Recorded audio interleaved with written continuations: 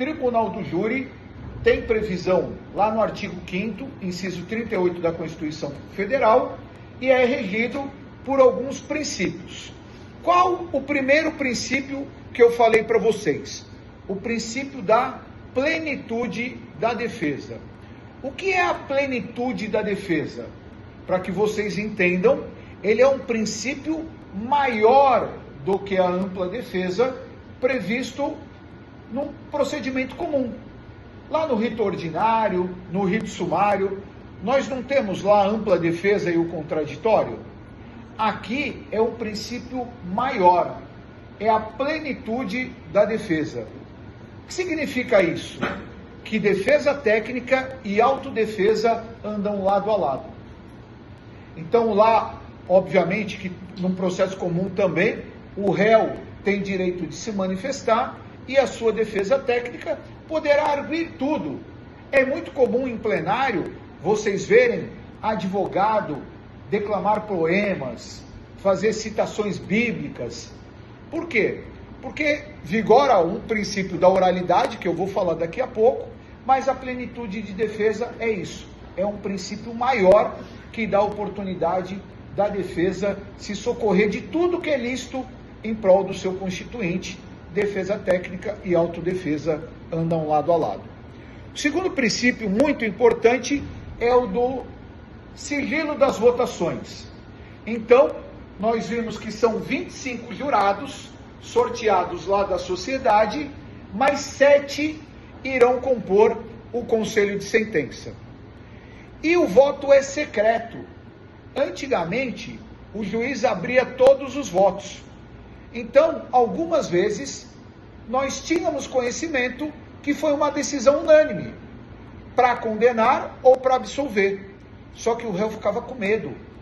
Muitas vezes ele se sentia ameaçado, coagido, porque ou todos condenaram, e ele ficava com medo do réu, ou todos absolveram, e ficavam muitas vezes com medo da família da vítima, alguma represália, etc.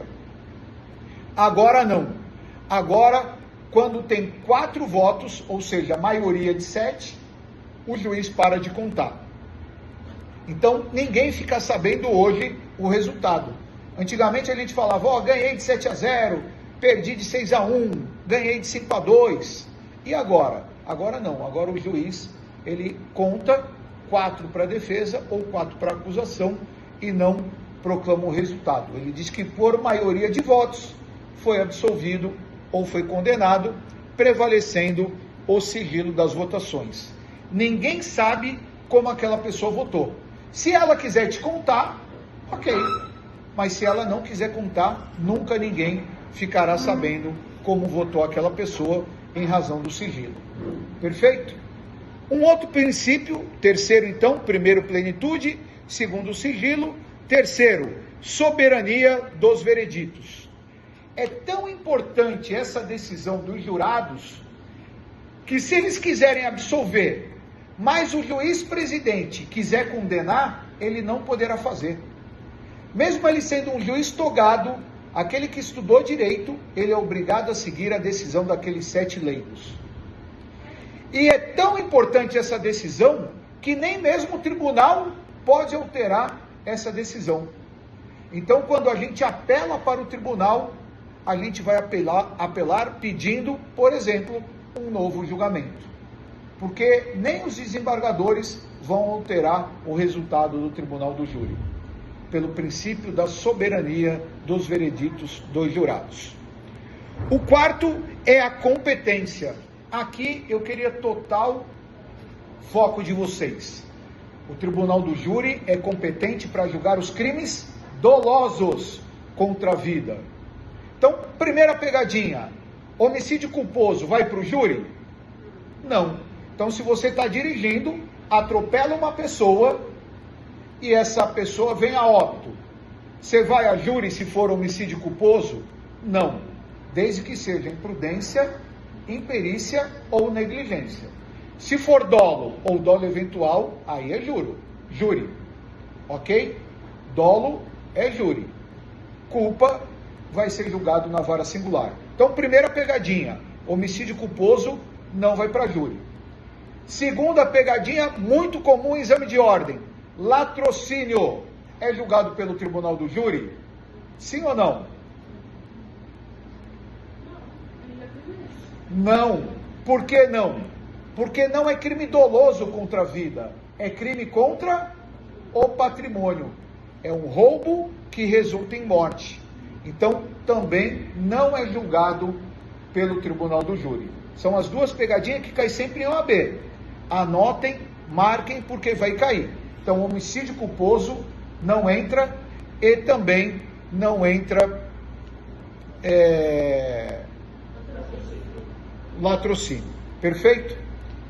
Olha só, quais são os crimes que entram então? Homicídio, infanticídio, aborto e instigação ao suicídio. Mais uma outra pegadinha. Alguém pode ser julgado no júri por uso de substância entorpecente? Sim ou não?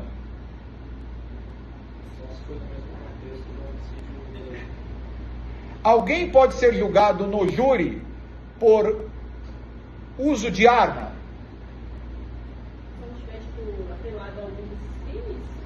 Qual foi o conceito que eu dei para vocês? Julgar os crimes dolosos contra a vida, vírgula, tentados ou consumados e os conexos. Então, sempre que existir uma conexão, ele vai ser julgado.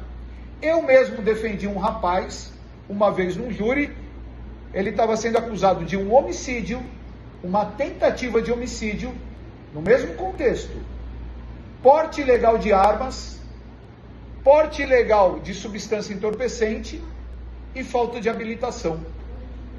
Então, olha quantas coisas. O homicídio seria julgado no júri? Sim. A tentativa seria julgado no júri? Sim. Porte ilegal de arma seria julgado? Não. E por que está sendo? Pela conexão. Uso de substância entorpecente seria? Não. Está pela conexão. Falta de habilitação seria? Não. Está pela conexão. Então, guardem isso. Resposta perfeita para prova oral de concurso. Julgar os crimes dolosos contra a vida, tentados ou consumados e os conexos. Perfeito? E por fim, o princípio da oralidade, né? Todos os atos são orais.